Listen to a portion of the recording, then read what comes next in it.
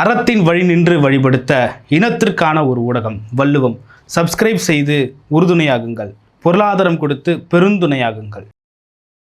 வள்ளுவம் நேயர்களுக்கு வணக்கம். அரசியல் பேசும் நிகழ்ச்சிக்கு உங்களை வரவேற்பதில் மகிழ்ச்சி. நம்முடைய இணைந்திருக்கிறார் மூத்த பத்திரிகையாளர் திரு மணி அவர்கள். சார் வணக்கம். சார் வணக்கம். நல்லா இருக்கீங்க? நன்றாக இருக்கிறேன் சார். தமிழக அமைச்சரவையில் 23 பேர் புதிதாக அமைச்சர் பதவியை ஏற்றிருக்காங்க. அதில் காங்கிரஸ்லேருந்து 2 பேர், தாவேக்காவிலேருந்து 21 பேர் புதுசாக அமைச்சராக பொறுப்பேற்றிருக்காங்க.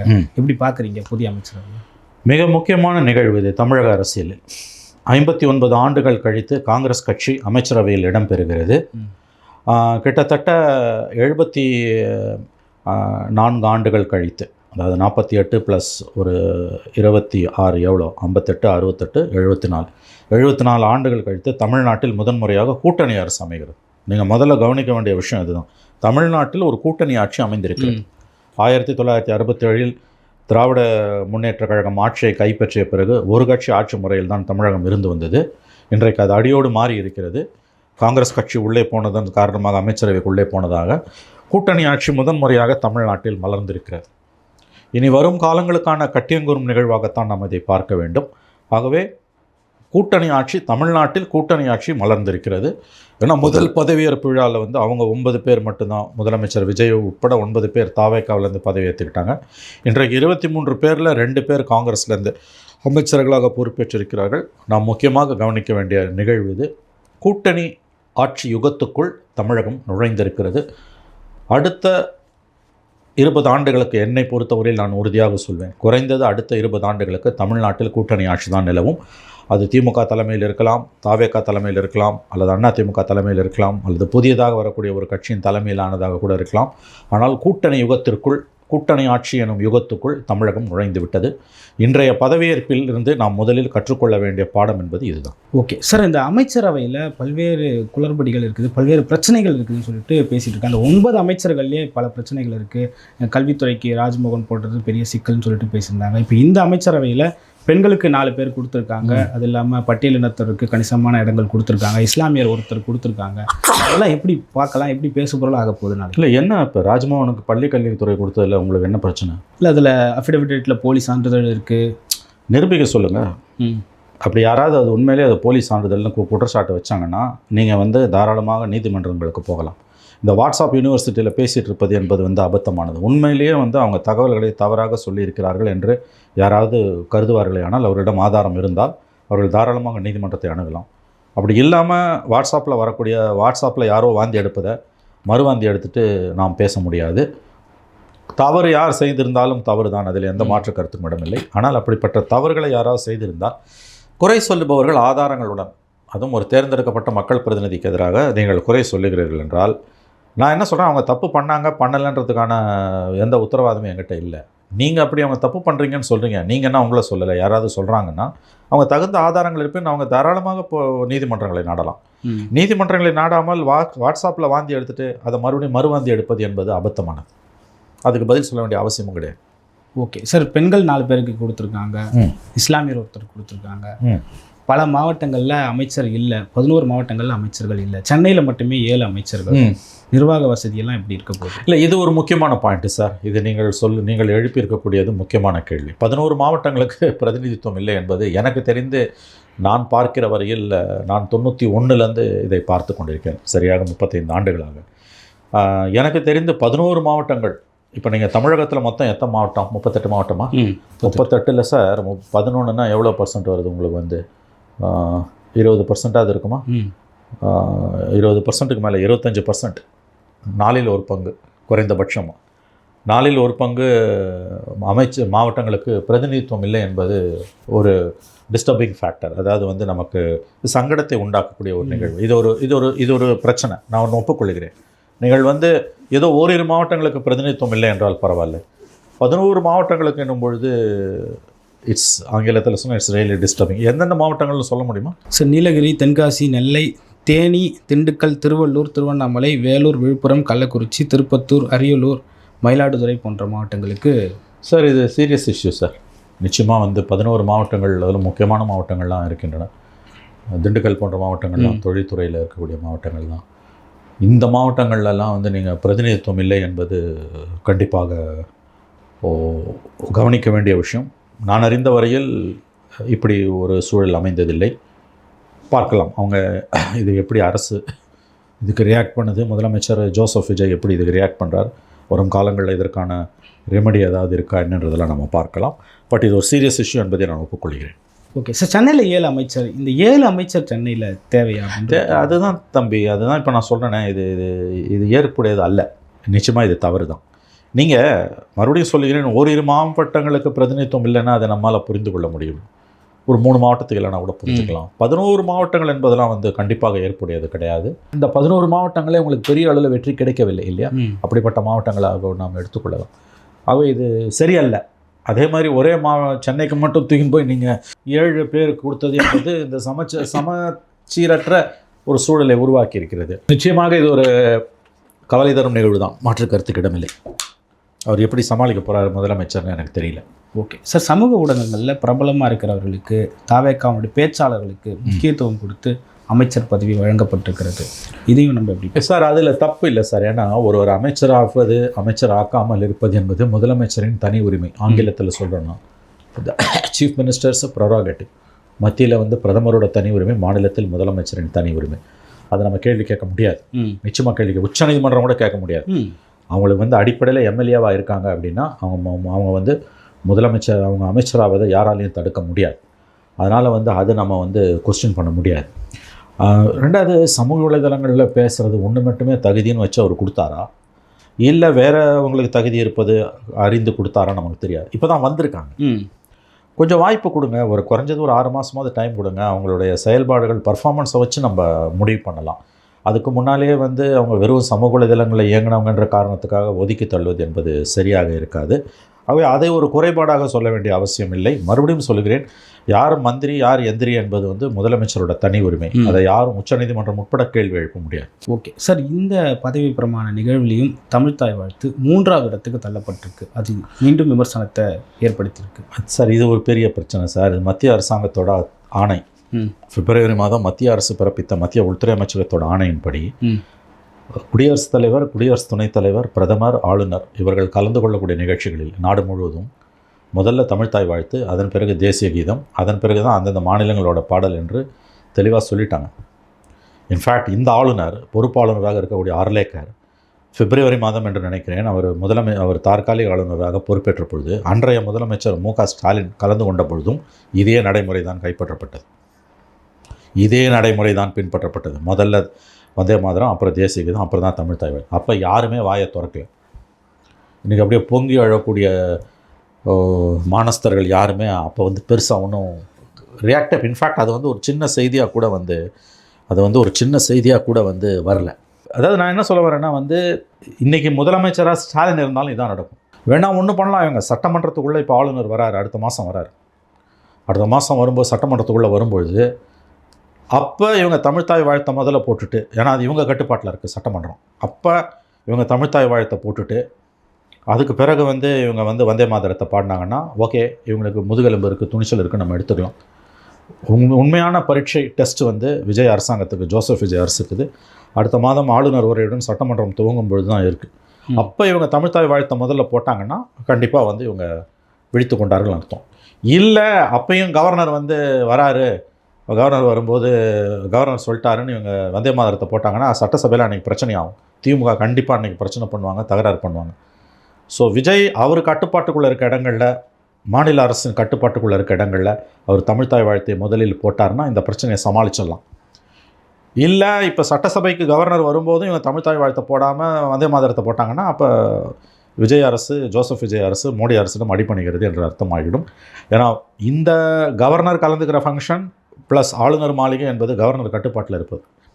அந்த இடங்களில் மாநில அரசுக்கு உரிமை அதிகாரமே கிடையாது.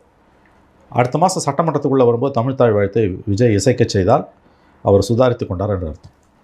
ஓகே சார், நம்பிக்கை தீர்மானத்தின் போது உதயநிதி அவர்கள் சட்டமன்றத்தில் பேசுகிறப்போ வெஸ்ட் பெங்காலில் அந்த நாட்டினுடைய தமிழ்த்தாய் வாழ்த்து பாடப்பட்டது, முதல் மாநிலத்தினுடைய தமிழ்த்தாய் வாழ்த்து பாடப்பட்டதுன்னு சொல்லிட்டு சுட்டி காட்டியிருந்தார்.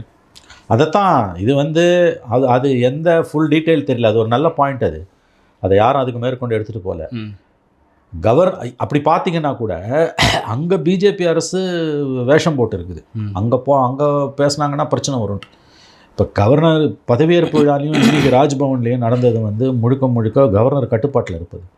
ஓகே, அவங்க விரும்பினாங்கன்னா தமிழ்தாய் வாழ்த்தை பாடலாம், அவங்க விரும்பலை, அவங்க நம்மளை மிதிக்கிறாங்க, அது நல்லாவே தெரியுது உங்களுக்கு. ஆனால் பெங்காலில் வந்து அவங்க ஏன் விட்டு கொடுத்தாங்கன்றது இப்போ தான் அங்கே எலெக்ஷனில் ஜெயிச்சு வந்திருக்காங்க. ஓகே, மக்கள் மத்தியில் தங்களுடைய செல்வாக்கை இன்னும் ஆழப்படுத்துறதுக்காக அதை அவங்க செஞ்சுருக்கலாம். உதயநிதி சொன்னது ஒரு முக்கியமான பாயிண்ட், அவரோட உரையில் சொன்னது, அதை நான் ஒத்துக்கிறேன். பாஜக ஆட்சி, அதைத்தான் பாஜக ஆட்சி பொறுப்பேற்கும் பாஜக சுவேந்து அதிகாரி மம்தா பானர்ஜியை வீழ்த்திட்டு அங்கே பிஜேபி அரசு பதவி இருக்கும்பொழுது அவங்க வந்தே மாதரத்தை பாடாமல் இருந்திருக்காங்கன்னு அவர் சொல்கிறார். அவர் 2வது 3வது பாடினாங்களான்னு நமக்கு தெரியல. எப்படி பார்த்தாலும் அது ஒரு முக்கியமான பாயிண்ட். இதுதான் பிஜேபியோட இரட்டை வேஷம். நான் சொல்ல வர்றது, இன்றைக்கி ஸ்டாலின் இருந்தால் கூட இதை தடுக்க முடியாதுன்ற. எங்கள் ராஜ்பவனுக்குள்ளே சட்டமன்றத்தில் தடுக்கலாம், அல்லது மாநில அரசு நிகழ்ச்சிகளில் தடுக்கலாம். மாநில அரசு நிகழ்ச்சிகள்லையும் வந்தே மாதரத்தை பாடுறாங்க முதல்ல, அதே மாதிரி சட்டமன்றத்துக்குள்ளேயும் பாடுறாங்கன்னா அப்போ கண்டிப்பாக ஜோசப் விஜய் அரசு பெரிய சிக்கலில் மட்டும், அதில் எந்த சந்தேகமும் வேண்டாம். சார், முதல்வராக பதவி இருக்கிற அந்த விழாவிலேயே இது நடந்தப்போ ராஜ்மோகன் உட்பட பல அமைச்சர்கள், ஆதவர்ஜன அமைச்சர்கள் எல்லாமே வந்து அடுத்த முறை இது நடக்காது, சரி செய்யப்படும் அப்படின்னு சொல்லிட்டு சொன்னார். ஆனால் மீண்டும் இது நடந்தது. அதை தாங்க நான் இவ்வளோ நேரம் உங்களுக்கு சொல்கிறேன். இவங்க கட்டுப்பாட்டில் இல்லாத விஷயத்தில் இவங்க சரி செய்ய முடியாது, கட்டுப்பாட்டில் இருக்க விஷயத்தில் தான் சரி செய்ய முடியும். ராஜ்பவன் உன் கட்டுப்பாட்டில் இல்லை, அதை புரிஞ்சுக்கோங்க. ஸ்டாலினே இன்றைக்கி சிஎம்மாக இருந்தாலும் இன்றைக்கி நீங்கள் இதுதான் நடக்கும். உங்கள் கட்டுப்பாட்டில் மாநில அரசுக்கு ராஜ்பவன் உள்ள ஆளுநர் மாளிகைக்குள்ளே, மக்கள் மாளிகைக்குள்ளே அதிகாரம் இல்லைங்க. அடுத்த முறை சட்டமன்றத்துக்கு இந்த 5 நாளில் இல்லை 20 நாளில், அதிகபட்சம் 3 வாரத்தில் சட்டமன்றம் கூட போகுது. அந்த சட்டமன்றம் கூடும்பொழுது இவங்க இந்த விளையாட்டை விளையாடினாங்கன்னா, கவர்னர் சொல்கிறத கேட்டு இவங்க இதே மாதிரியான அணுகுமுறையை கடைப்பிடித்தால் சிக்கல் வரும். ஆதவர்ஜனா சொன்னது மாநில அரசின் கட்டுப்பாட்டுக்குள்ள இடங்களில் தான் அவர் பொருள்படுத்தியிருக்காரு. ராஜ்பவனில் நீங்கள் நினச்சா கூட பண்ண முடியாது. ஓகே சார், காங்கிரஸ் இப்போது 2 பேர் வந்து அமைச்சராக பதவி ஏற்றிருக்காங்க. விசிகா, ஐயுஎம்எல் இவங்களுக்கும் அமைச்சராக பதவி கொடுப்பாங்கன்னு சொல்லிட்டு நேற்றைய தினத்துலலாம் பெரிய செய்தியாக இருந்தது. எப்படி பார்க்குறீங்க? ஆமாம், வந்துடுறாங்க, உள்ளே வராங்கன்னு தான் நான் கேள்விப்படுகிறேன். விசிகா அண்ட் இந்திய யூனியன் முஸ்லீம் லீக் 2 பேருமே அமைச்சரவைக்குள் வருகிறார்கள். கேரளாவில் அவங்க இந்தியன் யூனியன் முஸ்லீம் லீக் காங்கிரஸ் அரசில் வந்து அமைச்சராக இருக்காங்க அவங்க. அதனால் அவங்க உள்ளே வர்றது உறுதி, அவங்க முடிவு பண்ணிட்டாங்க. இன்னும் ஓரிரு நாட்களில் அல்லது 1 வாரத்துக்குள்ளே நடக்கக்கூடிய மற்றும் ஒரு அமைச்சரவை விரிவாக்கத்தில் இது நடக்கும். விசிகா வந்து அதிகாரப்பூர்வமாக முடிவு அறிவிக்கல, அநேகமாக ஒரு அமைச்சரவையில் இடம்பெறுவார்கள் தான் நான் நினைக்கிறேன். ஒன்று வன்னியரசு இடம்பெறுவார், இல்லைனா திரும்ப உள்ளே வந்துட்டு அசம்பிளி எலெக்ஷனில் 6 மாதத்துக்குள்ளே ஜெயிக்கணும். அப்போ திருச்சி கிழக்கில் நின்று அவர் ஜெயிப்பாரான்னு ஒரு ஒரு பேச்சு இருக்குது. விசிகாவுக்கு விஜய் அழைப்பு கொடுத்துருக்கிறார். யார் அமைச்சர் என்பது வந்து விசிகா தான் முடிவு செய்யணும். ஓகே சார், இந்த கூட்டணி கட்சிகள் சொன்னது என்னென்னா நிபந்தனையற்ற ஆதரவு, ஆனால் இன்றைக்கி அமைச்சரவையில் பங்குன்ற அளவுக்கு போய்கிட்டு இருக்கு. ஆமாங்க, நீங்கள் இப்போ அமைச்சரவைக்குள்ளே போயிட்டீங்கன்னா திமுக கூட இல்லை. திமுக கூட்டணியில் இருந்துக்கிட்டு அமைச்சரவையில் இடம்பெற முடியாது. இப்போ ஐயுஎம்எல்லும் விசிகாவும் அமைச்சரவைக்குள்ளே போகிறாங்கன்னா திமுக கூட்டணியிலிருந்து வெளியேறுகிறார்கள் அர்த்தம். திமுக கூட்டணி கரைந்து கொண்டிருக்கிறது. இதை தெரியக்கூடிய மெசேஜ் அதுதான். விஜய் அரசாங்கத்தோட பதவியேற்பு விழா, இன்றைக்கு நடந்த அமைச்சரவை விரிவாக்கம், ஐயுஎம்எல் விசிகா வந்து அமைச்சரவையில் இடம்பெற ஒப்புதல், இன்னும் அதிகபட்சம் 1 வார காலத்திற்குள் அமைச்சர்கள் ஆவார்கள் என்ற பரவலான எதிர்பார்ப்பு நிலவுகிறது. இதனுடைய பொருள் என்பது திமுக கூட்டணி கரைந்து கொண்டிருக்கிறது. தாவேகா தலைமையில் ஒரு புதிய கூட்டணி உருவாகி கொண்டிருக்கிறது. வரும் காலங்களில் உள்ளாட்சி அமைப்பு தேர்தல், மக்களவைத் தேர்தலில் தாவேகா தலைமையிலான கூட்டணி தான் இருக்கும். கிட்டத்தட்ட ஒரு 2017-18 8-9 ஆண்டுகளாக இருந்த திராவிட முன்னேற்ற கழக தலைமையிலான கூட்டணி கரைந்து கொண்டிருக்கிறது என்பதுதான் உண்மை. ஓகே சார், திருமாவளவனோட நீண்ட நாள் கோரிக்கையாக இருக்குது இந்த ஆட்சியிலும் பங்கு அதிகாரத்திலும் பங்கு அப்படின்றது. அதை திருமாவளவன் உணர்ந்து அவர் தான் விஜய் அழைப்பு விடுத்துட்டாரு, தெளிவாக அழைப்பு விடுத்துட்டார். நேற்று இவங்களும் நன்றி தெரிவிச்சிட்டாங்க. அதிகாரத்திலும் பங்கு ஆட்சியிலும் பங்குன்றதை திமுக ஒப்புக்கொண்டிருந்தால் திமுக கூட்டணி காப்பாற்றப்பட்டு. காங்கிரஸ் அதிகாரத்தில் பங்கு கேட்டாங்க, எள்ளி நகையாடினாங்க. திருமா கேட்டார், அவரை பொருட்படுத்தலை. இடதுசாரிகள் கொள்கை ரீதியாக எங்களுக்கு கொடுத்தா கூட வேணான்றாங்க. ஜோதிபாசுக்கு பிரதம மந்திரி பதவி கொடுத்தப்ப வேணான்னவங்க, அதுக்கு பிறகு அது 5-10 வருஷம் பொறுத்து வரலாற்று பிழைன்னவங்க. அது மாதிரி இப்போ இழந்த வாய்ப்பை இன்னும் 10 வருஷம் பொறுத்து வரலாற்று பிழை செஞ்சுட்டோன்னு கம்யூனிஸ்ட்டுகள் சொல்லுவாங்க. அது வழக்கமான அவர்களுடைய காலங்கடந்த புலம்பல்கள். அதை நம்ம பெருசாக எடுத்துக்க தேவையில்லை. அதிகாரத்தில் பங்கு என்பது ஒரு கட்சியோட அடிப்படை உரிமை. ஒரு புதிய சகாப்தம் தமிழக அரசியலில் தோன்றியிருக்கிறது. என்னை பொறுத்தவரையில் இது நல்லது. ஓகே சார், காங்கிரஸ் கட்சி துரோகம் பண்ணிடுச்சுன்னு சொல்லிட்டு திமுக தொடர்ந்து பழைய கதைங்க, இதெல்லாம் முடிஞ்சு போன கதை. ஏன் 1998 மதவாத பாஜக எதிராக மக்கள் மன்றத்தில் வந்து ஓட்டு கேட்டுட்டு 6 எம்பிஸ் வச்சுட்டு ஒரே வருஷத்தில் பிஜேபிக்கு ஆதரவு கொடுத்து ஆட்சியை காப்பாற்றுறதுக்கு கருணாநிதி போய் வாஜ்பாய் காலில் விழுந்தார். அன்றைக்கி முதுகில் குத்துனாங்களா இல்லை எங்கே குத்துனாங்க? அதனால் இதெல்லாம் வந்து சலித்து போன பேச்சுக்கள். மக்கள் மன்றத்தில் தோற்கடிக்கப்பட்ட ஒரு கட்சி, அவர்களுடைய முதலமைச்சரே தோற்கடிக்கப்பட்டிருக்கிறார். அதனால் புலம்பல்களை நிறுத்தி கொண்டு கட்சி வளர்ச்சியில் அவர்கள் கவனம் செலுத்தலாம். மிகப்பெரிய தோல்வியை சந்தித்திருக்கிறார்கள்.